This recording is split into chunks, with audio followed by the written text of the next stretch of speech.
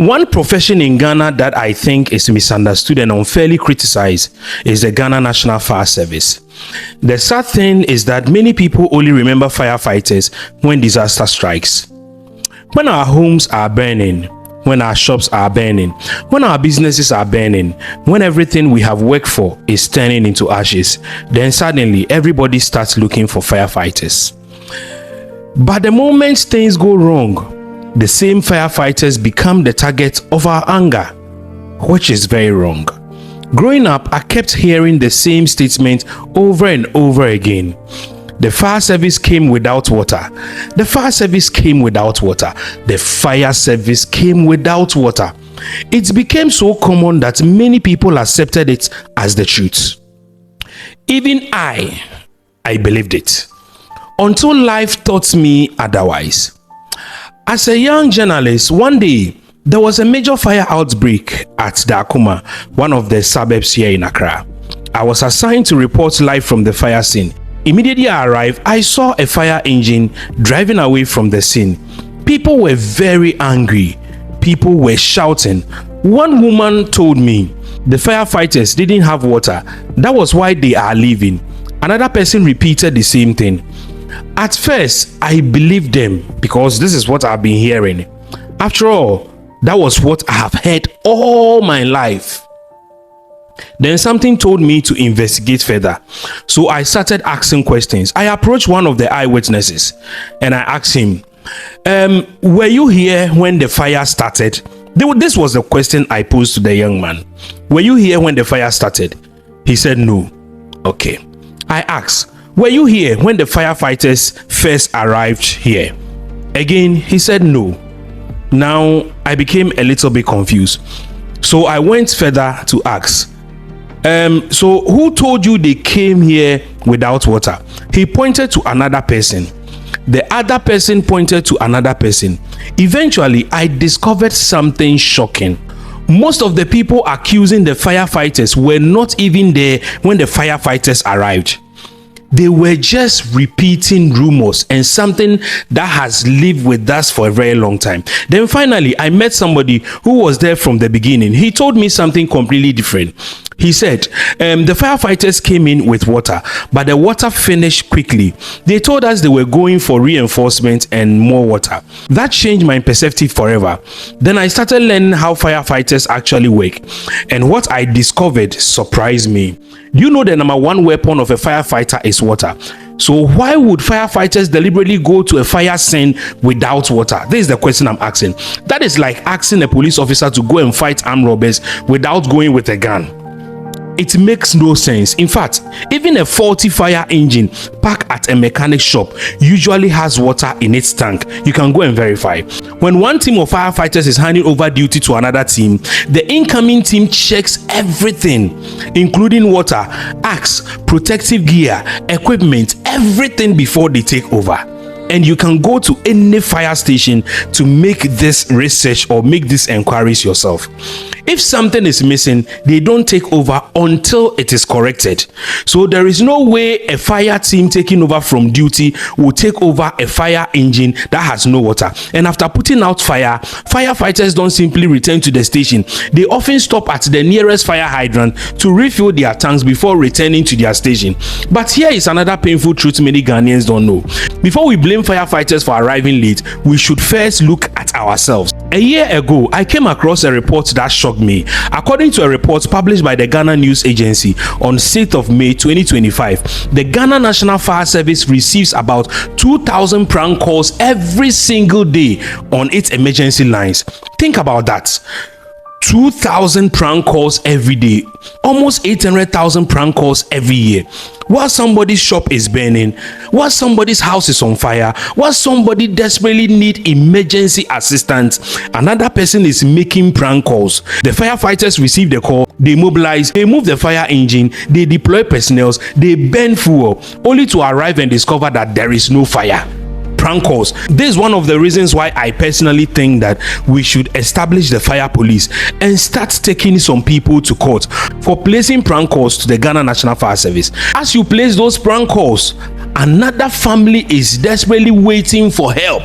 By the time firefighters realize they've been deceived and redirect their resources, valuable minutes have been lost. Then when they arrive late, who do we blame? The fire service. Why do we do this to ourselves? Why do we create obstacles for emergency workers and later blame them for the consequences? And let's talk about another issue. Many times people visit the fire station and see fire service personnel playing ludo, or ware, draft cards, or chatting among themselves. Then immediately people begin insulting them. They are not serious. They are just sitting there. They are just wasting time. But let me ask you a question. When you are in your office, don't you sometimes check your WhatsApp messages? Don't you go on Facebook? Don't you watch TikTok videos? Don't you chat with your colleagues? Don't you sometimes play games on your mobile phone? Almost everybody do this. So why should fire service be treated differently during their leisure time? So the fire service personnel is there doing nothing, and then he should start the fire engine and start moving around. Do people expect firefighters to stand at attention 24 hours a day waiting for a fire outbreak? Yes, they are alert 24/7, but at their leisure time, they can decide to do something. The reality is that firefighting is physically demanding and mentally exhausting. Sometimes they work long hours. Sometimes they go days under pressure. Sometimes they witness things many of us cannot handle emotionally. And when there is no emergency, they deserve moments to relax and recharge. The important question is not what they are doing during their downtime. The important question is, when duty calls, do they respond? And anybody who has witnessed firefighters responding to emergencies knows the answer. The moment the alarm sounds, the game stop, the conversation stop, everything stop. If you have been to any fire station and there is a bell, they have a siren, they ring. Anytime they hear the siren, everything stops. Duty takes over. That is what professionals do.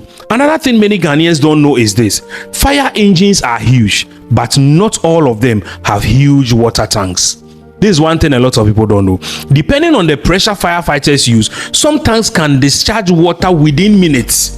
So if you get there, you might think that they came with a small amount of water, especially when fighting a major commercial or a residential fire. So imagine firefighters arriving at a serious fire outbreak. They release water continuously. 5 minutes later, the tank becomes empty. They leave briefly to refill and call for reinforcement. Then people standing nearby conclude they came without water. No, the water was finished. There is a difference.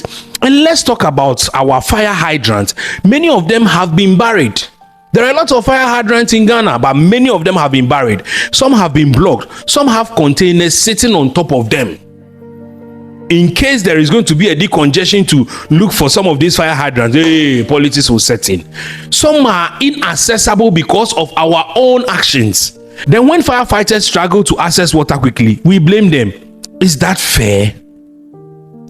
Let's also remember that some fire engines have served Ghana for many years. They are machines. Machines can develop faults. Machines can fail.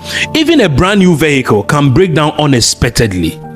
Sometimes a pump that was tested and working perfectly can suddenly malfunction at a fire scene. Should we blame the firefighter risking his life, or should we ask why the service does not have enough modern equipment? Because the real issue is not the firefighter. The real issue is whether we have equipped them adequately. That is where our attention should be. The firefighter standing in front of a burning building is not your enemy. He is somebody's father.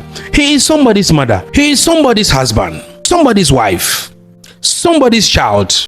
A human being who has chosen a dangerous profession so that others can sleep peacefully. Many people don't know that within the Ghana National Fire Service, there are highly educated men and women, degree holders, master's degree holders, PhD holders, professionals, experts. Please, these people are not dumb to dispatch firefighters to a scene and they go without water. These are people who have dedicated their lives to protecting ours. Yet we sometimes insult them without understanding the challenges they face. The next time you see a firefighter, don't only remember the burning buildings. Remember the sacrifices. Remember the risks. Remember the sleepless night. Remember that while many people are running away from danger, the firefighter is running towards it. There are a lot of firefighters today who have deformed because of fire. And perhaps instead of attacking them, we should direct our voices where they matter most. The government, demand better equipment. Let's demand better logistics. Let's demand modern fire engines. Let's demand functional fire hydrants. Let's demand stronger support for emergency services, because a firefighter can only work effectively with the tools we provide. Let's stop blaming the people fighting the fire. Let's start fixing the system behind them. Remember this: the firefighter playing ludo dummy today may be the same person risking his life to save yours tomorrow. Before blaming firefighters for arriving late, ask yourself how many emergency resources we waste through prank calls, misinformation, and neglect. When your house is burning, the firefighter is not your problem. The fire is. The easiest person to blame is the firefighter standing in front of the fire. The hardest question is whether we gave him the tools to win the fight. The Ghana National Fire Service deserves our respect, not insult. Thank you so much for watching. My name is Brahima. If you are not on YouTube, go on YouTube, look for Brahima Studios. You like, you subscribe, you share. Your comment is very, very important. Thank you.